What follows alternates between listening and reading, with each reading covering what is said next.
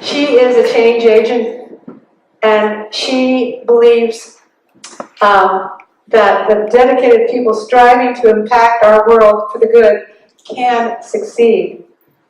As executive director of the Fearless Revolution, she is boldly gathering business leaders, change agents, and visionaries to bring new ideas, tools, and practical resources to empower citizens. She recently held something called Women Leading Green, and I attended that along with maybe perhaps some of you here.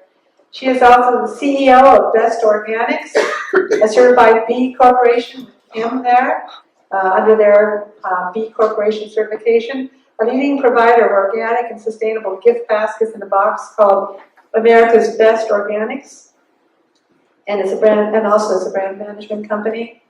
She is managing partner of Compass Natural, a boutique PR agency specializing in the $300 billion low-loss lifestyle of health and sustainability market.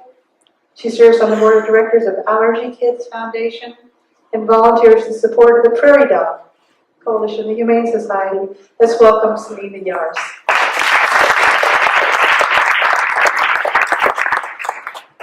Wow, what an extraordinary series of stories, right?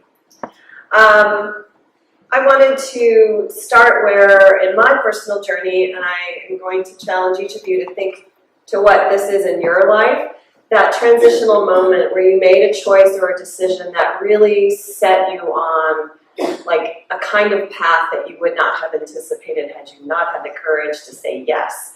I was lying on my twin bed in my college dorm as a junior, and I decided that I had to run as a woman for president of the Student Government Association at the University of Tennessee, Knoxville, because if I didn't try, I would regret it for the rest of my life.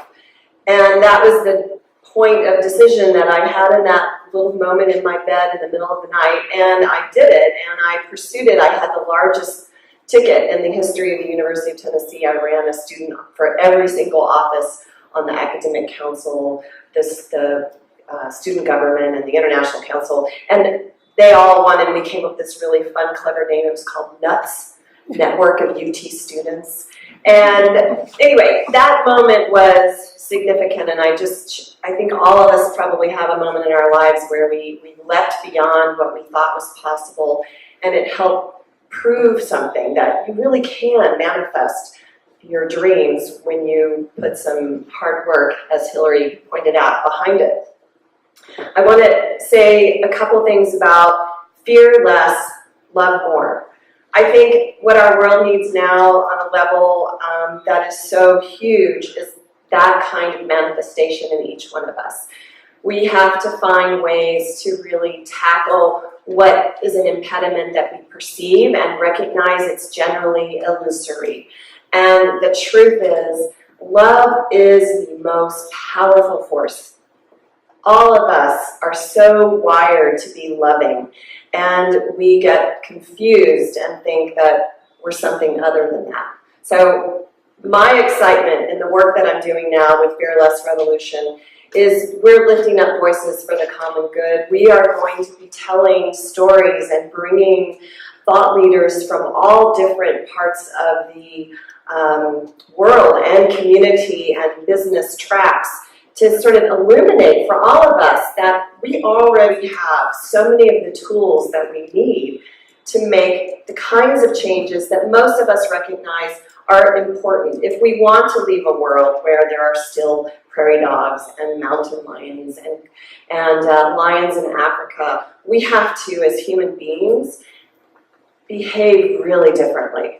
We have to become stewards.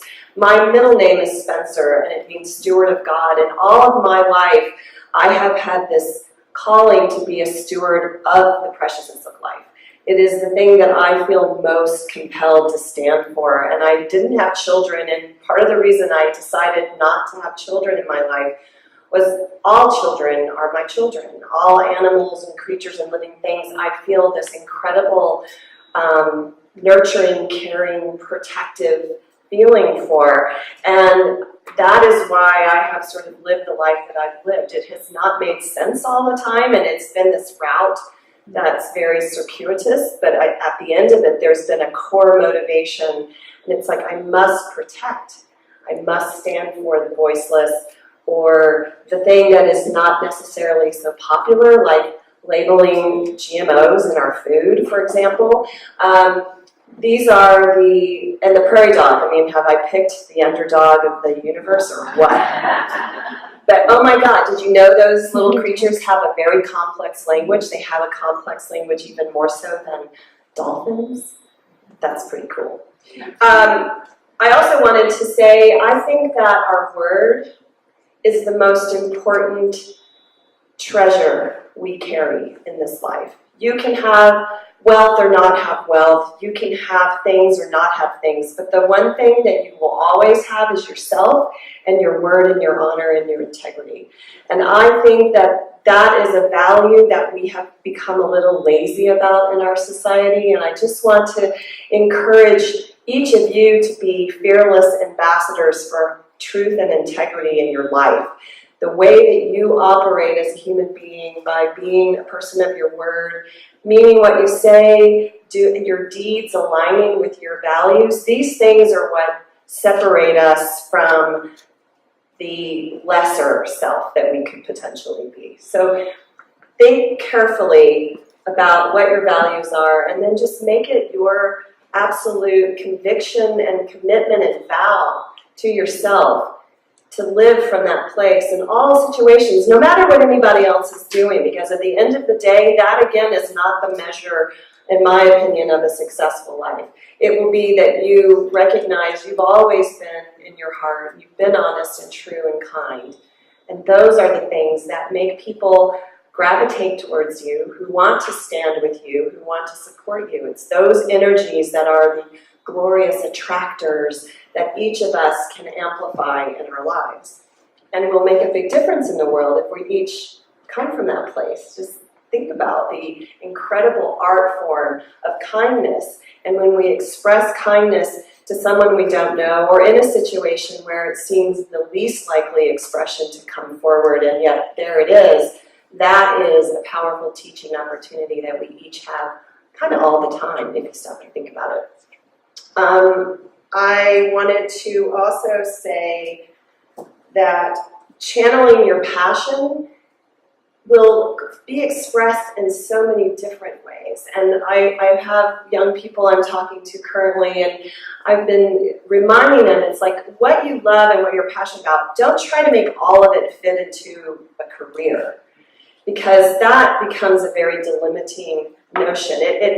It challenges you to sort of like limit yourself, and why do that? I have a lot of things that I'm involved in, and there's certain parts of what I do that are channeled into my career, and then there's other things that I'm doing that I get to express through other avenues. So I just really encourage the non-limiting belief of express who you are and your passions, but recognize that there are different channels where those things will make a lot of sense and can be great benefit to the world around you.